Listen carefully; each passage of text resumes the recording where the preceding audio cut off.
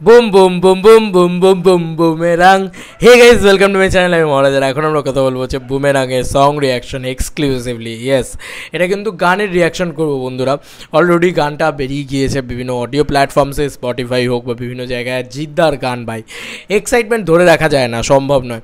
তাই একদম সকাল সকাল ভাবলাম না এটা শেয়ার করে দেওয়া যাক। অবশ্যই সং রিয়াকশন নিয়ে MFK টিভি চ্যানেলে দেখা হবে, যেখানে আমরা ভিডিও সং নিয়ে কথা বলবো। ঠিক দুপুর 12টার সময় আসছে সেটার জন্য ওয়েট করে বসে থাকি আমরা, এক্সাইটেড হই। বাট এখন আমরা আপাতত অডিও সং নিয়ে কথা বলবো। কীরকম লাগলো অডিও সংটা? এক কথায় বলবো প্রচণ্ড ডিফারেন্ট, প্রচণ্ড অন্যরকম।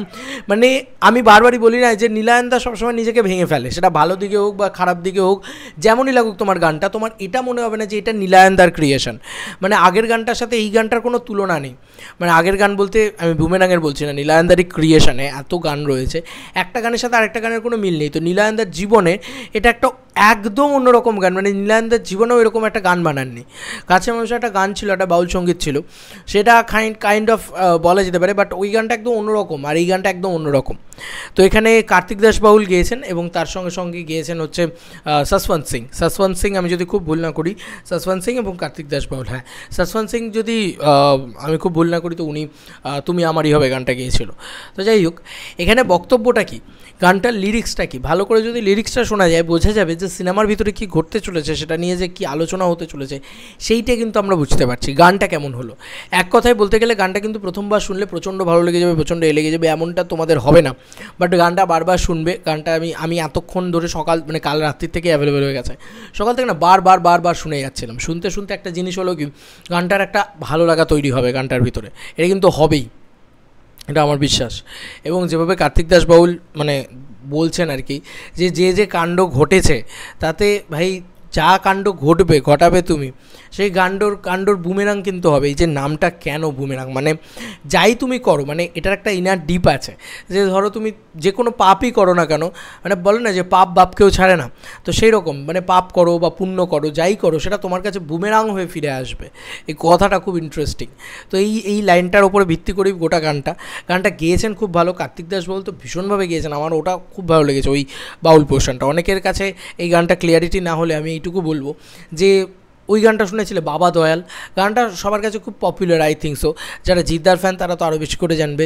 গানটা বাচ্চা শ্বশুরের গান ছিল, বাবা দয়াল ছিল, একটা বাউল টাইপের সঙ্গীত ছিল। তো ওই গানটার মতন হয়েছে অনেকটা। লাস্টের জায়গাটা তো অলরেডি শুনেইছো যে না না না না না না না না না না, এরকম একটা মিউজিক আছে, এরকম একটা ইয়ে রয়েছে। আর একটা জিনিস যেটা খুব ভালো লাগলো, মানে নীলায়নদা থ্রু আউট পুরো বিষয়টার ভিতরে করে রেখেছে, সেটা হচ্ছে রোবটিক সাউন্ড। মানে একটা জায়গায় রয়েছে, একটা ফিমেল ভোকাল রয়েছে, সেই জায়গাটা তো ভীষণ ভালো, সেটা রুক্মিণীদির ফেসে বসবে আই থিঙ্ক সো। কিন্তু ওভারঅল গানটার ভিতরে একটা রোবটিক ভোকালস রয়েছে, সেই জিনিসটা কিন্তু একটা কার্তিক দাস বাউলকে দিয়ে গাওয়ানো। এটা কী হয় বলো তো, এই সমস্ত জিনিস কার্তিক দাস বাউলকে দিয়ে গাওয়ানো বাঙালিয়ানা, এই বাঙালিয়ানাটাকে অ্যাড অন করে দিচ্ছে অতটা একটা হাই কনসেপ্টের ছবির সাথে।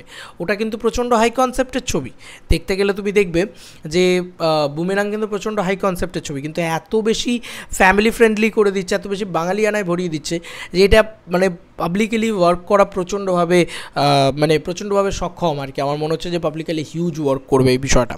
এবং জিদ্দা রুক্মিণীদির কেমিস্ট্রিটা এবার আমি মানে দেখার জন্য, কারণ এটা মোর অফ আর র্যাপ সং টাইপের, একটু ওরকম একটা সোয়াক সং টাইপের আছে। তো এবার এটা না মানে ভিডিওটা না দেখলে ঠিক মজা লাগবে না। ভিডিওটা দেখলে আমি এক্সাইটেড হয়ে বসে আছি 12টার সময় কখন ভিডিওটা দেখবো, জিদ্দা রুক্মিণীদি একসাথে কীরকম কী লাগছে না লাগছে সেটা দেখবো। বাট গান লেভেলে যদি তুমি আমাকে বলো, আমার ভীষণ ভালো লেগেছে যে নীলায়নদা খুব ডিফারেন্ট কিছু ট্রাই করেছে। এবার দেখো ভালো খারাপ তোমরা বলবে, আমার মনে হয় যে আমার বেশ ভালো লেগেছে, আমার বেশ ডিফারেন্ট লেগেছে। ভালো লাগার থেকেও আমার বেশ ডিফারেন্ট লেগেছে, অন্যরকম ভেরিয়েশনস আছে গানটার ভিতরে। এরকম গান ন্যাচারালি বাংলায় শোনা যায় না। তো একটা অদ্ভুত মানে ওই টিউনটা আমার সবথেকে পছন্দের, boom boom boom boom boom boom boom boomerang, এই টিউনটা আমার খুব পছন্দের।